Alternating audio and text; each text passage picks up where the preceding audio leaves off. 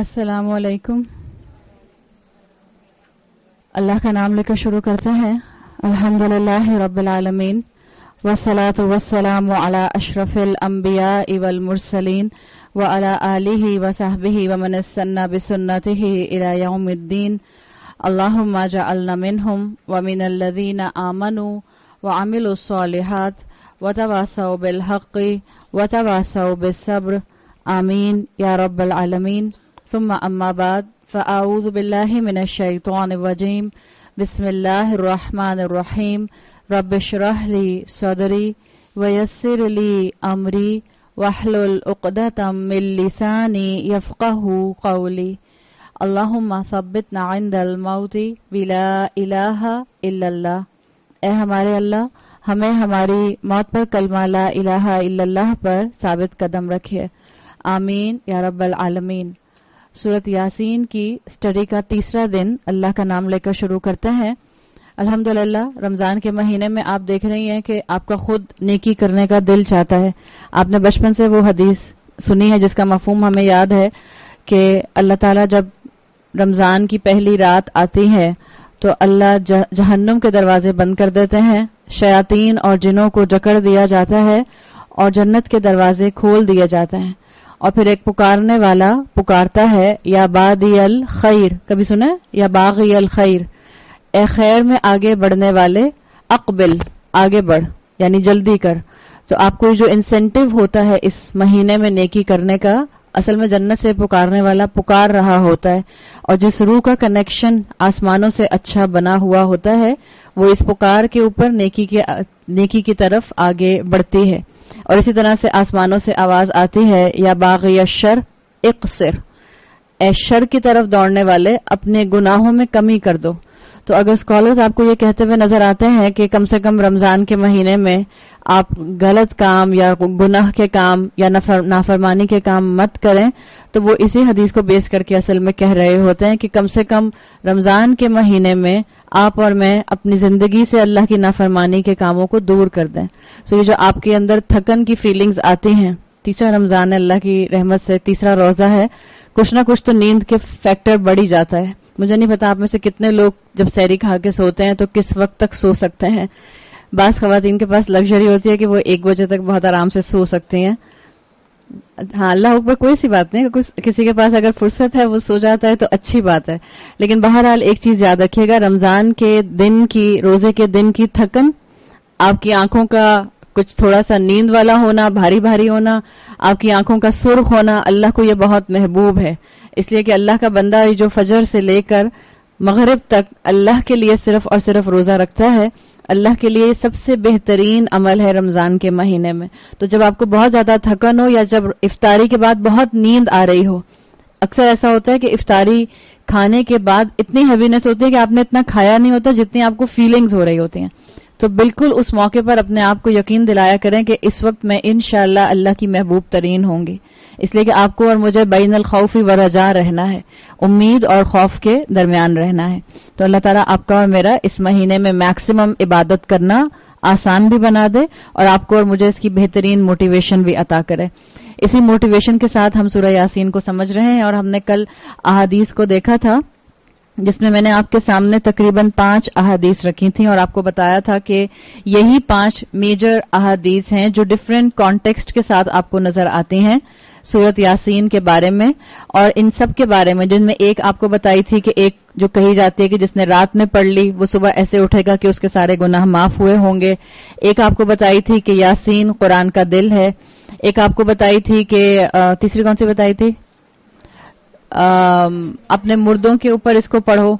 ایک آپ کو بتائی تھی کہ جس کے اندر یہ ٹیکسٹ ملتا جلتا آتا ہے، قرآن یاسین کا دل ہے اور بقرہ جو ہے وہ سنام القرآن ہے. ایک اور حدیث جس کا مفہوم آپ کو اکثر سننے میں ملتا ہے کہ آپ صلی اللہ علیہ وسلم نے فرمایا کہ یاسین میرے امت کے ہر شخص کے دل میں ہونی چاہیے. مجھے نہیں معلوم آپ نے سنی یا نہیں سنی، مگر یہ کہ بہت کامن ہے پاکستان کے کلچر میں. یہ سب کی سب احادیث جو ہیں یہ آپ کو میں بتا چکی ہوں کہ یہ کس لیول پر آتی ہیں. سب میں ویکنس ہے، اور جو حدیث جس میں سب سے سلائٹ ویکنس ہے وہ کون سی تھی جو میں نے آپ کو بتائی تھی؟ رات کے پڑھنے والی، ویک وہ بھی ہے. سو اب آپ کے اوپر ہے کہ آپ کس عمل کو لیتی ہیں. جب آپ کے سامنے صحیح احادیث موجود ہیں تو اس کے مقابلے میں رات میں پڑھنے کے اتنے صحیح اذکار موجود ہیں. سورہ ملک صحیح حدیث سے ثابت ہے. سورہ ملک کے ساتھ سورہ بقرہ کی آخری 2 آیات صحیح احادیث سے ثابت ہیں. آیت الکرسی صحیح احادیث کے ساتھ ثابت ہے. معوذتین، سورہ فلق اور سورہ ناس کا پڑھنا، اس کے علاوہ سونے سے پہلے وہ اذکار جو آپ صلی اللہ علیہ وسلم سے آپ کو مزید ثابت نظر آتے ہیں کہ جن کو پڑھ کر آپ جب سوئیں گی تو انشاءاللہ آپ کی پوری رات عبادت میں گزرے گی. یہ سب جو صحیح احادیث سے ثابت ہیں. اگر آپ پہلے یہ پڑھ لیتی ہیں اور پھر آپ کا دل چاہتا ہے کہ آپ سورہ یاسین پڑھیں تو پھر آپ اس ضعیف حدیث کو فضائل الاعمال پر عمل کرتے ہوئے لے سکتی ہیں. ادروائز صحیح اعمال کو چھوڑ کر ضعیف اور ویک حدیث کو فوکس کرنا اسکالرز کے نزدیک یہ پسندیدہ عمل نہیں ہے. تو اب آپ کا اور میرا کام یہی ہے کہ ہم اپنے اندر اس چیز کو ڈیولپ کریں کہ ہم صحیح احادیث کے ساتھ زندگیاں گزارنا شروع کریں. جہاں تک آپ کو ایک صحابی کی حدیث میں نے بتائی تھی جس میں آپ کو بتایا تھا کہ ابن الحارث جو حذیف ابن الحارث ہیں جن سے ثابت ہے کہ ان کا انتقال ہوا تھا جب انہوں نے اپنے ایک تابعی فالوور سے کہا تھا کہ آپ سورہ یاسین پڑھیے. اس کے مقابلے میں رسول اللہ صلی اللہ علیہ وسلم کی آپ کو میں نے صحیح حدیث بتا دی تھی کہ آپ نے کہا ہے لقنو، تلقین کی ہے کہ اپنے مرنے والوں کو تلقین کرو کہ وہ کلمہ لا الہ الا اللہ کہیں. سو یہ جو تلقین کا معاملہ ہے اس میں اسکالرز نے جب اس کو ڈیفائن کیا ہے تو انہوں نے کہا ہے کہ تلقین نمبر 1 زندہ انسان کو کی جاتی ہے، یعنی اس پر جو ہے وہ پینگز آف ڈیتھ ہوں، اس پر نزع کا عالم ہو، وہ شخص اس وقت ڈیتھ بیڈ پر ہو اور بول سکے تو اس کو کلمہ پڑھانا چاہیے. ہمارے معاشرے میں یہ چیز آ گئی کہ مرنے کے بعد تسبیح پڑھی جائے ایصال ثواب کے لیے بیجوں کے اوپر اور وہاں کلمہ پڑھا جاتا ہے. وہ سنت سے ثابت نہیں ہے. ہمارے ہاں قبرستان میں بھی یہ چیز بہت مشہور ہے، خواتین جاتی نہیں ہیں تو اکثر خواتین کو علم نہیں ہوتا. لیکن اگر آپ اپنے مردوں سے پوچھیں گی تو یہاں ہمارے معاشرے میں اکثر یہ بات کامن ہے کہ جب قبر کو لحد میں اتارا جاتا ہے، جب مردے کو لحد میں اتارا جاتا ہے قبر میں، تو اس کے بعد اس کو کلمے کی تلقین اس وقت کی جاتی ہے کہ لا الہ الا اللہ کہو.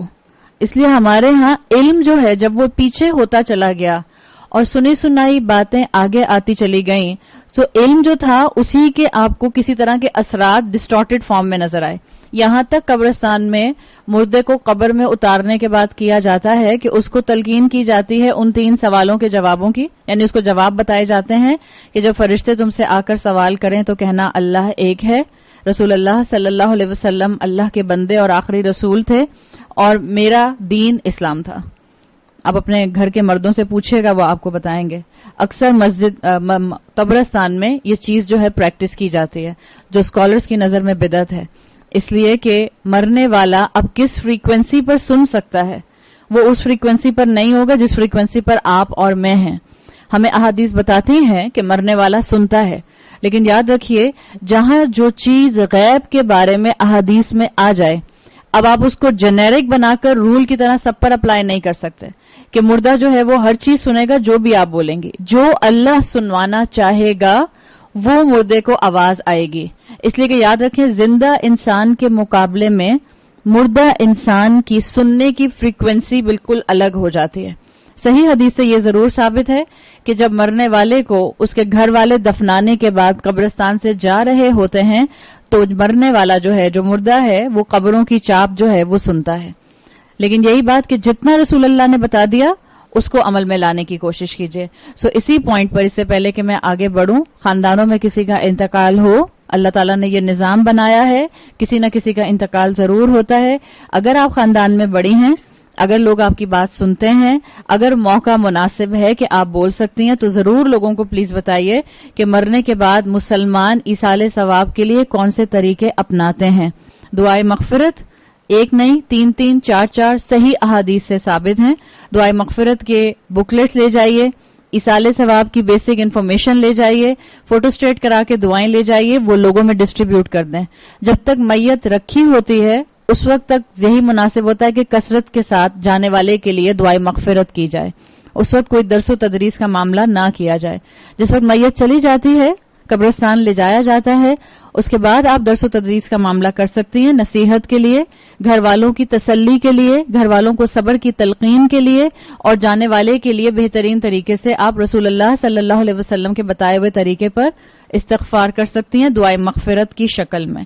کوشش کریں کہ مرنے والے کے گھر میں بہت دیر نہ بیٹھیں، اس لیے کہ جب آپ بہت دیر بیٹھتے ہیں تو ایک دعائے مغفرت آپ کتنی دیر میں پڑھیں گے. قرآن کا ایصال ثواب کا جہاں تک معاملہ ہے وہ رسول اللہ صلی اللہ علیہ وسلم اور صحابہ سے ثابت نہیں ہے. بعد میں اسکالرز نے اس کو ایجاد کیا اور اس میں بھی کنڈیشنز دی ہیں. جیسے میں نے آپ کو ضعیف حدیث کے استعمال کی کنڈیشنز بتا دی، ایصال ثواب کے لیے قرآن پڑھنے کی بھی کنڈیشنز ہیں. انکنڈیشنلی نہیں پڑھا جاتا. اتنا ہم جانتے ہیں کہ رسول اللہ صلی اللہ علیہ وسلم نے یہ کام نہیں کیا. اولاد جو نیکی کرے گی، اگر اولاد قرآن پڑھتی ہے ماں باپ کے ایصال ثواب کے لیے، تو اولاد کی نیکی کا ثواب والدین تک پہنچتا ہے. اس طرح سے یہ ایصال ثواب کی شکل بن جاتی ہے. سو ہمیں سخت ضرورت ہے اس وقت کہ ہم اپنے خاندانوں کے اندر صحیح احادیث کے علم کو عام کریں اور اس پر عمل کرتے ہوئے معاشرے کو سنت کے ریوائول کی طرف لے کر آئیں. اور جب کسی کا انتقال ہو رہا ہو تو اس کو کلمہ پڑھانا رسول اللہ صلی اللہ علیہ وسلم کی ڈائریکٹ سنت ہے. آپ کے دور میں مدینہ میں ایک مرتبہ ایک یہودی لڑکے کا، ایک ٹین ایج بوائے کا انتقال ہو رہا تھا. نزا کا عالم تھا. آپ صلی اللہ علیہ وسلم کو بلایا گیا. آپ نے اس بچے کو، اس لڑکے کو کلمہ پڑھنے کی تلقین کی. جب آپ نے اس کو کلمہ پڑھنے کی تلقین کی تو اس نے اپنی والدہ کی طرف دیکھا جو سامنے کھڑی تھیں، تو والدہ نے سر سے اشارہ کر دیا کہ پڑھ لو. اور اس شخص نے، اس بچے نے، اس لڑکے نے آخری وقت پر موت سے پہلے کلمہ پڑھ لیا. اسی حدیث سے اور ایک اور جو آپ کے اور میرے سامنے پرومیننٹ واقعہ موجود ہے سیرت رسول صلی اللہ علیہ وسلم کا، آپ نے پوری کوشش کی تھی اپنے چچا ابو طالب کو آخری وقت تک کلمہ پڑھانے کی کہ وہ کلمہ پڑھ لیں. یہ کیوں؟ اس لیے کہ آپ صلی اللہ علیہ وسلم کی سنن ابی داؤد میں صحیح حدیث آتی ہے. آپ نے فرمایا من کان آخرہ کلامہ لا الہ الا اللہ دخل الجنہ، جس کا آخری کلام لا الہ الا اللہ ہوگا وہ جنت میں داخل ہو جائے گا. تمام اسکالرز کے اندر اس بات پر کنسنسس ہے کہ کسی بھی ٹاپک کے اوپر کسی ایک حدیث کو دیکھ کر رول ڈیرائیو نہیں کیا جاتا، بلکہ اس سبجیکٹ پر جتنی احادیث ہوتی ہیں، جتنا قرآن کا علم ہوتا ہے، اس سب کو اکٹھا کر کے رول ڈیرائیو کیا جاتا ہے. سو رول میں نے آپ کو کل بھی بتا دیا تھا، میں آپ کو پھر بتا دیتی ہوں. ضرور تلقین کیجئے کلمہ پڑھنے کی اور اپنے لیے بھی دعا کیا کریں. اس لیے ہم بھی درس شروع کرنے سے پہلے دعا کرتے ہیں کہ اللہ ہماری موت کے وقت ہمیں کلمے پر ثابت قدم رکھ. ضرور دعا کیا کریں کہ اللہ مجھے کلمے پر موت دے. اور جب آپ کے پاس کسی کا انتقال ہو رہا اور آپ اس کو کلمہ پڑھا سکیں تو ضرور پڑھائیں. لیکن ایک چیز ذہن میں رکھیے گا، دو چیزیں اسکالرز اس کے بارے میں کہتے ہیں. وہ کہتے ہیں جس کی زندگی گناہوں میں گزری ہوتی ہے اس کو زیادہ تر آخری وقت پر بھی اگر کلمے کی تلقین کی جاتی ہے تو اس کی زبان کلمہ ادا نہیں کر پاتی. ایک یہ اس میں پوائنٹ ہے. اور دوسرا یاد رکھیے، اگر کوئی شخص کلمہ پڑھ لیتا ہے موت کے وقت لیکن اس کی زندگی میں جو بھی گناہ تھے وہ گناہوں کی سزا پہلے جہنم میں کاٹے گا. اور کیونکہ اس وقت اتنی ڈیٹیل بتانے کا وقت نہیں ہوتا، شیخ الاسلام ابن تیمیہ کی ایک پوری کتاب ہے جس کے اندر انہوں نے مسلمانوں کے جنت تک پہنچنے کے، پاک ہونے کے، گناہوں سے پاک ہونے کے 10 مختلف لیولز بتائے ہیں.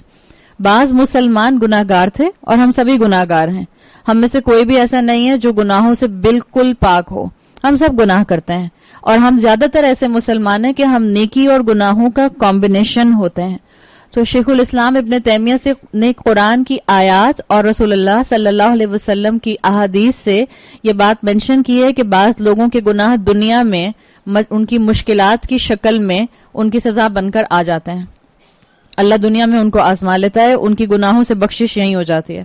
بعض اوقات کوئی ایسی ڈیڈلی ڈیزیز آ جاتی ہے، بہت سخت آخری وقت انسان تکلیف میں رہتا ہے، خطاؤں کو دھونے کا باعث ہوتی ہیں بڑی تکالیف جبکہ ایک نیک انسان ہو. بعض لوگوں کی تکالیف جو ہیں وہ اللہ تعالیٰ قبر کے عذاب سے دور کر دیتے ہیں. اللہ ہم سب کو محفوظ رکھے قبر کے عذاب سے. بعض مسلمانوں کے گناہوں کی سزا ان کو روز محشر کی سختی کی وجہ سے دی جائے گی، جب بعض لوگ ایسے ہوں گے کہ جو اپنے ہی پسینے میں ناک تک ڈوب رہے ہوں گے، سو ان کی گناہوں کی سزا ان کو وہیں مل جائے گی. بعض لوگوں کے گناہوں کی سزا ان کو پل صراط پر جو مشکلات آئیں گی اس کی وجہ سے ملیں گی. بعض کو جہنم میں جا کر اس سزا کو بھگتنا پڑے گا، اور پھر ان کو الٹیمیٹلی کیونکہ انہوں نے کلمہ پڑھا تھا، الٹیمیٹلی ان کے گناہوں کی سزاؤں کو ان کو پورا کرنے کے بعد ان کو جنت میں داخل کر دیا جائے گا. سو یہ آپ کا اور میرا مین عقیدہ ہے اہل سنت والجماعت کا، اور یہ ہم سب کو معلوم ہونا چاہیے. کہیں اس لالچ میں کہ موت کے وقت کلمہ پڑھ لوں گی، زندگی جیسے چاہو جیو گزار لوں، کہیں ایسا نہ ہو کہ ہم اپنے آپ کو آخرت کی آسانیوں سے محروم کر لیں۔